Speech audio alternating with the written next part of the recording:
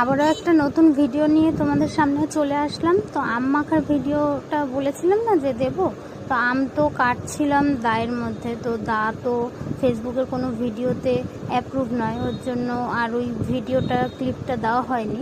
তো আম কেটে আবার গন্ধরাজ লেবুর পাতা তুলে সেটা দিয়ে মাখবো বলে পাতা তুলে নিয়ে আসলাম। তারপর আমটাকে ভালোভাবে ঘষে নিচ্ছি, মানে একদম স্মুথ ঘষতে হবে, তাইলে এই জিনিসটা খেতে আরও বেশি ভালো লাগে।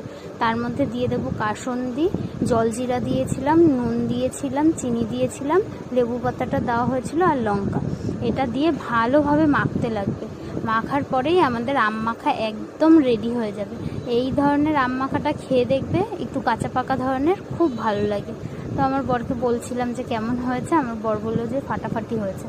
তারপর আমার ঠাকমা শাশুড়ি আসবে, আমার ঠাকমা শাশুড়িকেও দিয়েছি, আমার ঠাকমা শাশুড়িও বলছে ভালো হয়েছে। তো এইভাবেই মাঝে মাঝে আম মাখা, অনেক কিছু মাখা করে খাই। তো ভিডিওটা কেমন লাগলো অবশ্যই কমেন্ট করে জানিও।